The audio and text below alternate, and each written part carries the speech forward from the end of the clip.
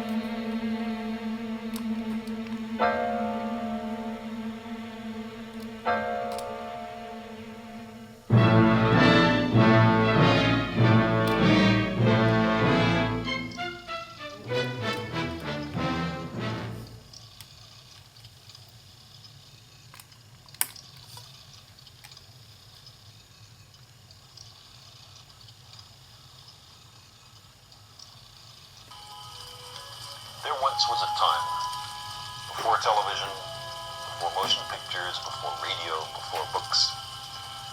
The greatest part of human existence was spent in such a time. And then, over the dying embers of the campfire, on a moonless night, we watched the stars.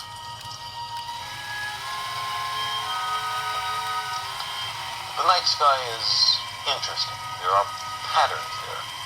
If you look closely, you can see pictures. easiest constellations to recognize lies in the northern skies. In North America, it's called the Big Dipper. The French have a similar idea. They call it la casserole, the casserole.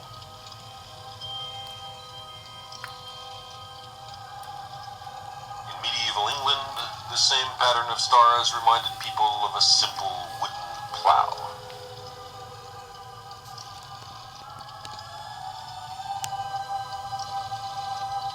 The ancient Chinese had a more sophisticated notion. To them, these stars carried the celestial bureaucrat on his rounds about the pole of the sky, seated on the clouds and accompanied by his eternally hopeful petitioners. The people of Northern Europe imagined yet another pattern. To them, it was Charles's wain, or wagon, a medieval cart. But other cultures saw these seven stars as part of a larger picture. It was the tail of a great bear, which the ancient Greeks and Native Americans saw instead of the handle of a dipper. But surely the most imaginative interpretation of this larger group of stars was that of the ancient Egyptians. They made out a curious procession of a bull and a reclining man, followed by a strolling hippopotamus with a crocodile on its back. What a marvelous diversity in the images various cultures saw in this particular constellation. But the same is true for all the other constellations. There's a regularity, a permanence, a predictability about the stars. In a way, they're almost comforting.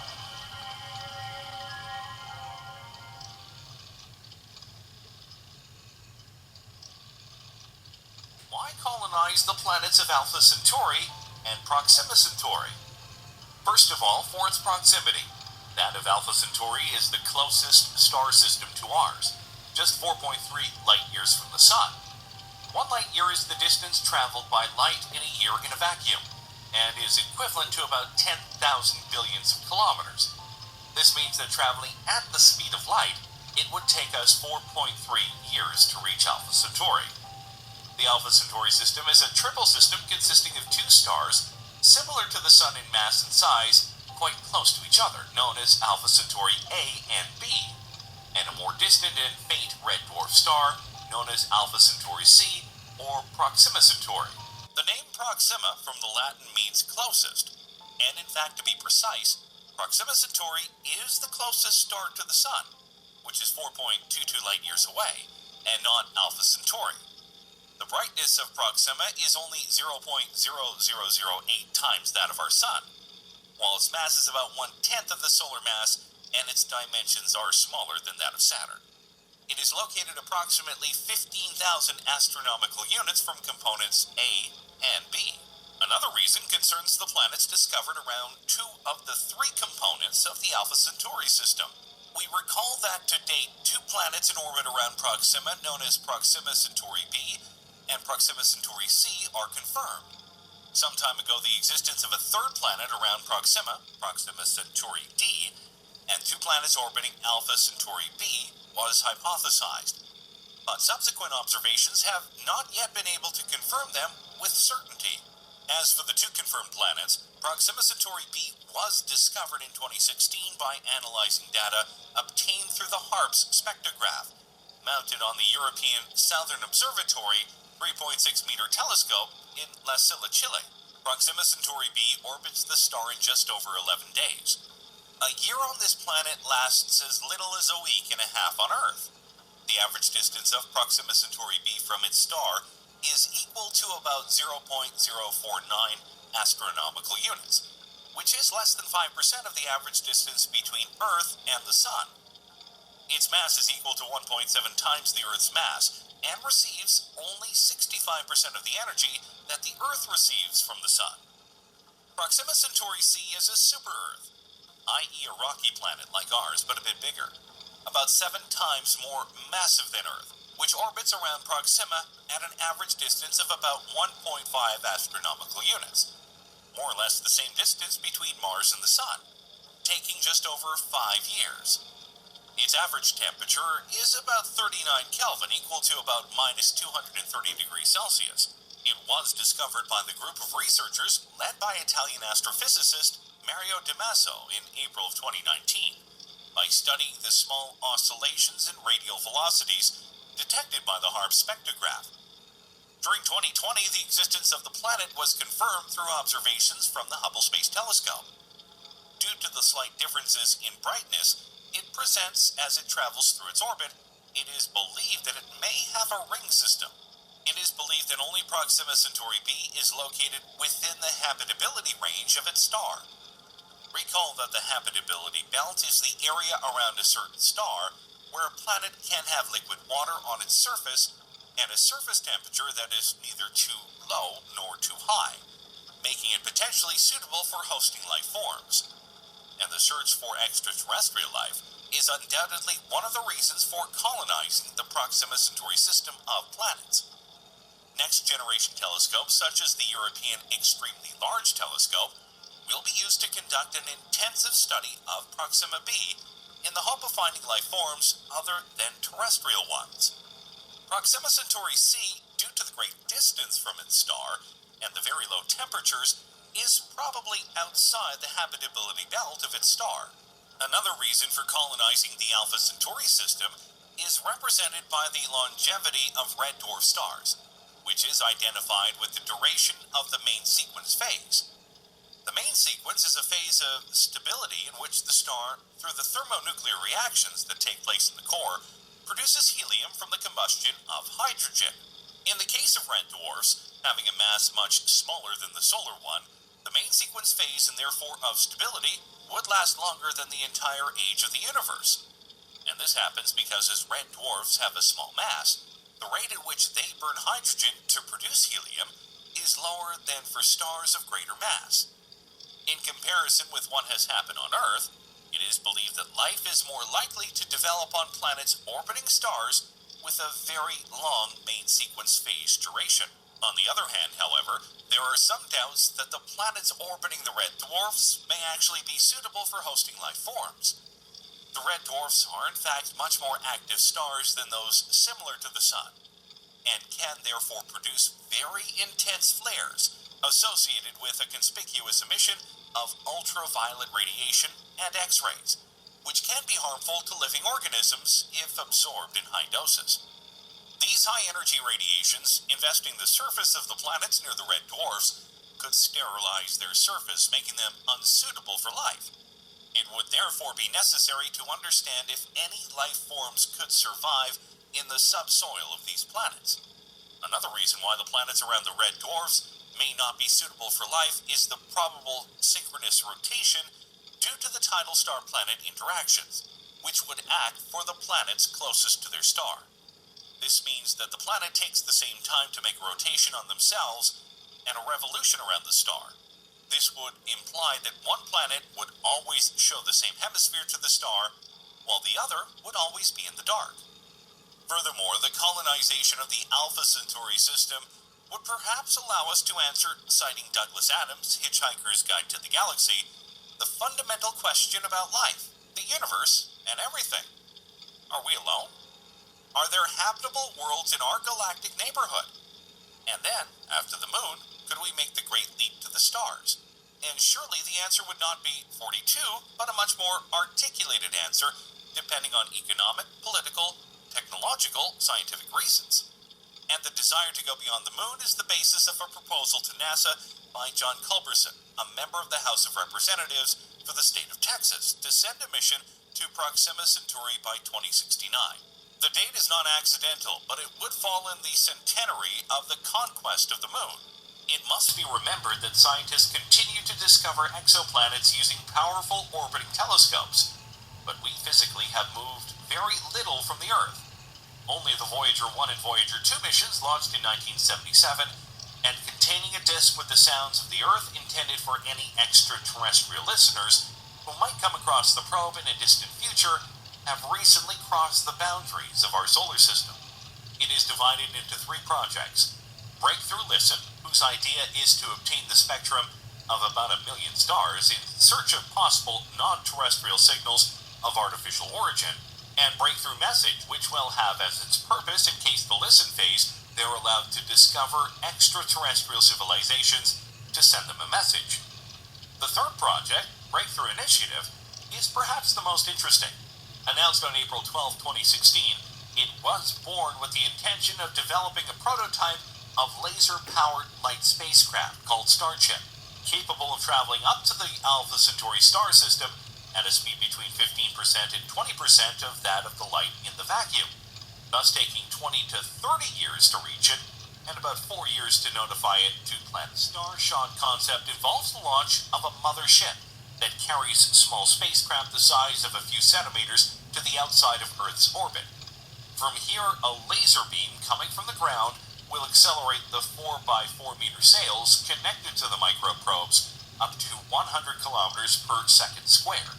Thanks to these probes, it will be possible to reach and visit the planet Proxima Centauri b in about 30 years and capture an image of high quality sufficient to fully understand the surface characteristics of the planet.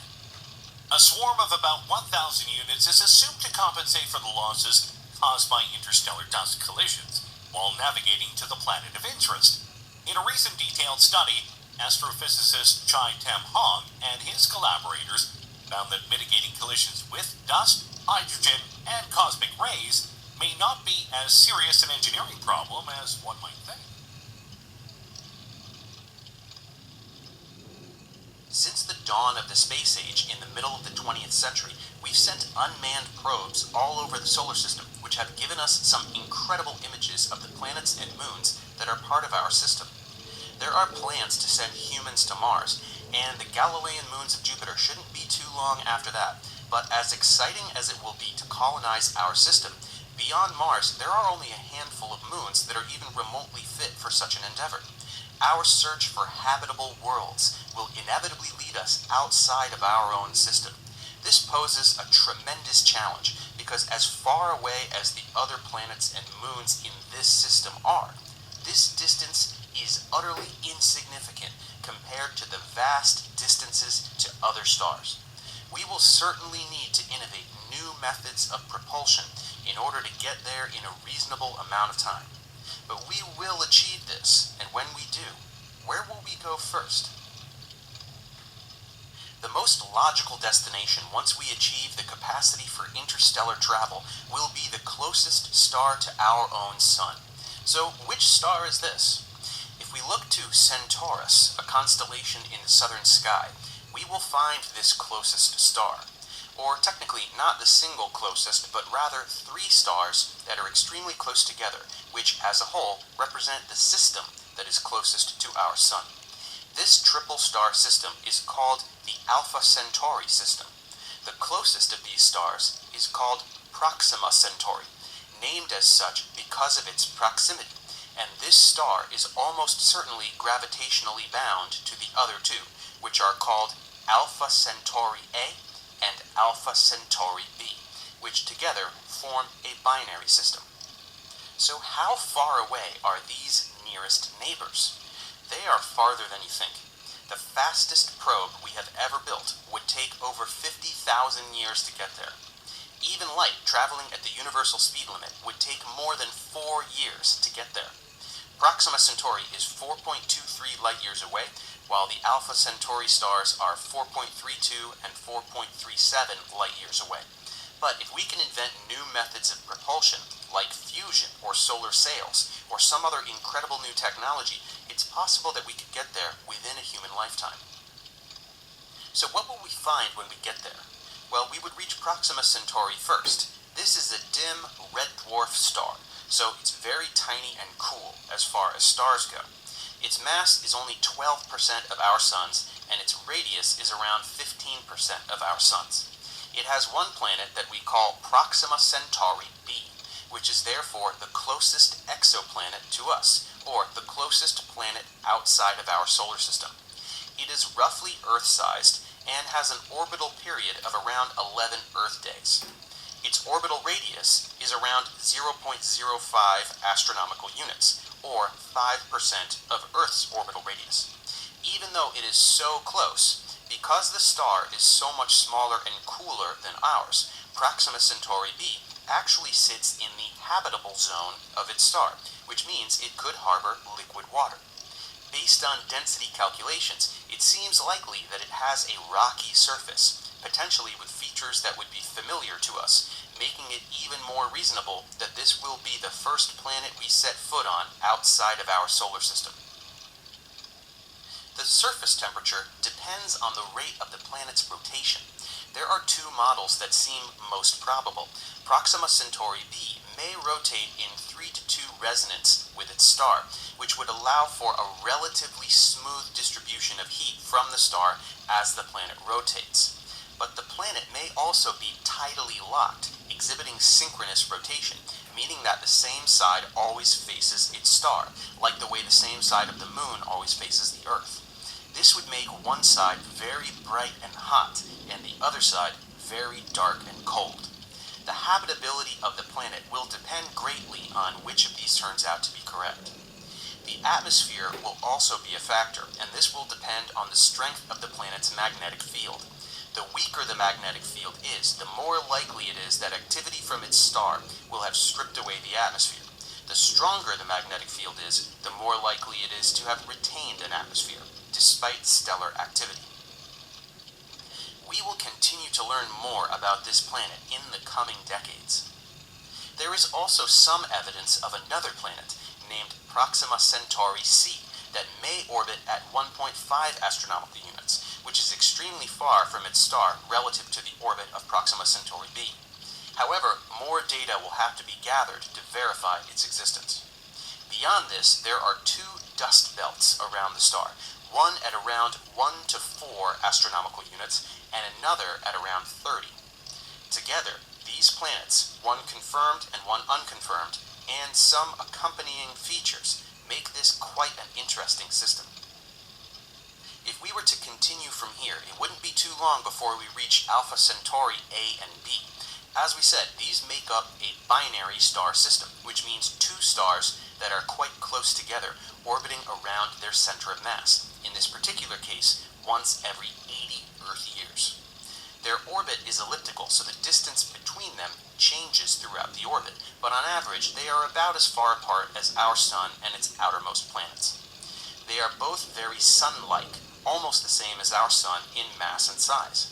It is possible that either of these stars has one or more planets, and it is even possible that there could be a planet orbiting the binary system as a whole.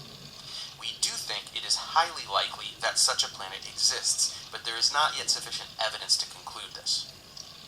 We will continue to study this system from here on Earth, as there is more data to gather, and hopefully later in this century we can send an unmanned probe in that direction if we can figure out how to get it going fast enough to make it worth our while. Perhaps if we can make it all the way there and get some more information, we can shed some light on the habitability of the planet or planets in this system. Could we ever colonize Proxima Centauri b? It is difficult to say, because it is very close to Proxima Centauri, which is a flare star, so it is subjected to intense stellar wind, which means plumes of high-energy particles emitted by Proxima Centauri barrage the surface with 2,000 times greater intensity than our Sun sends to us here on Earth. This would make it difficult to live there, at least without protective habitats, and it also makes it pretty unlikely that we would find any existing life when we get there, as the radiation would kill any microscopic life we can conceive of. But we certainly don't know for sure, and we won't know for sure until we set foot there ourselves. Hopefully we will unravel the secrets of the Alpha Centauri system one day, and perhaps there are even people that are already alive that will personally set foot on these worlds.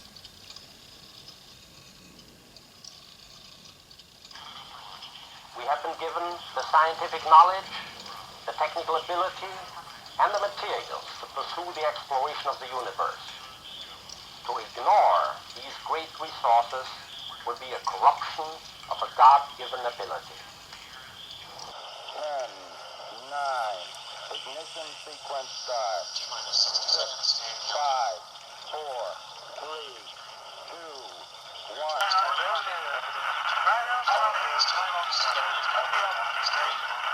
Okay. Coming up on a go. 21 innocent, right out the window, just like out of the Terry Houston, you're go for landing. Discoveries of where computers and primary control of all the vehicle's critical functions. Professor Houston named Gerard O'Neill conceived of the idea of putting large colonies in space, large artificial places where people could live and work. And what we did was to gather together a group of university people to look at the problem of how you would start the solar endeavor, of how you build the very first colony. This is Taurus, the concept that has evolved from the work of these teams of scientists and engineers. They believe the huge space colony could be built before the year 2000. The space colony has the ability to provide a facility in space where human beings can conduct fruitful industry. The amount of sunlight that is present in every square mile of space is enormous, and that provides enormous energy. One of the things that one can do is to build very large solar power stations which collect sunlight, and to use that power either at the colony or to transmit it to Earth in the form of a microwave beam where it is collected on Earth and put into the ordinary electrical power system. The materials for the colony and for the power station largely come from the moon.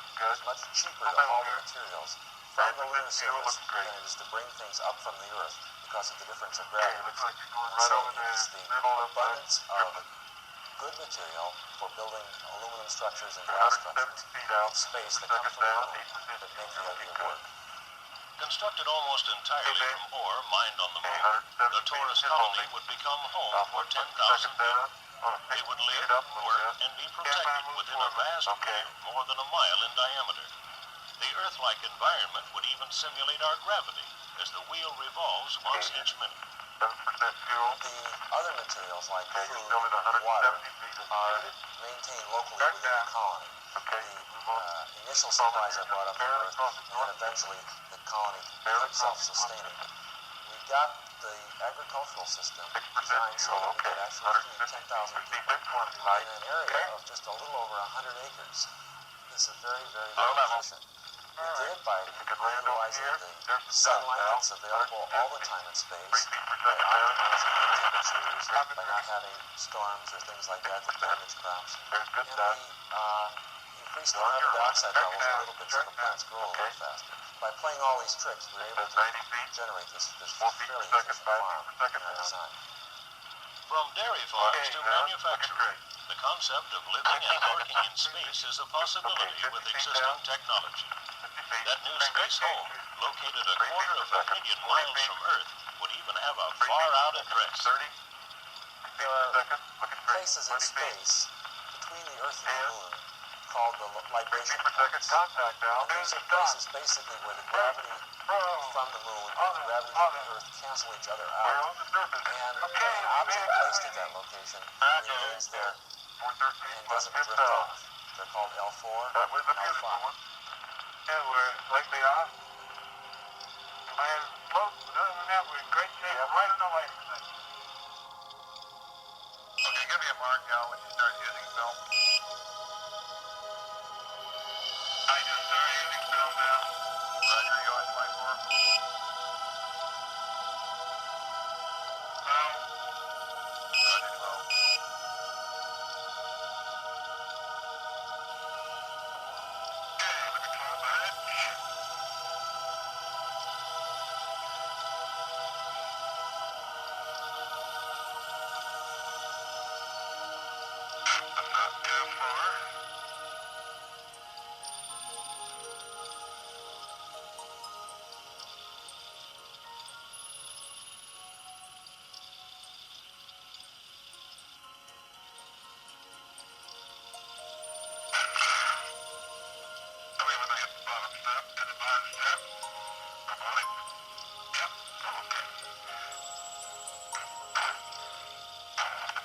Look at this cube. Okay. Give me a mark. Rocket's ready. Roger out.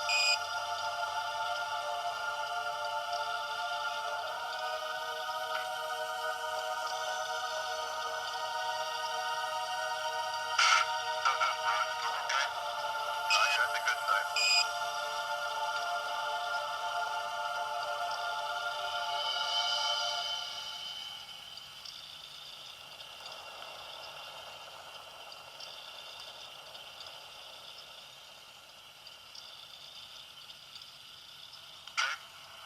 Very easily. Yeah, you're going off camera to the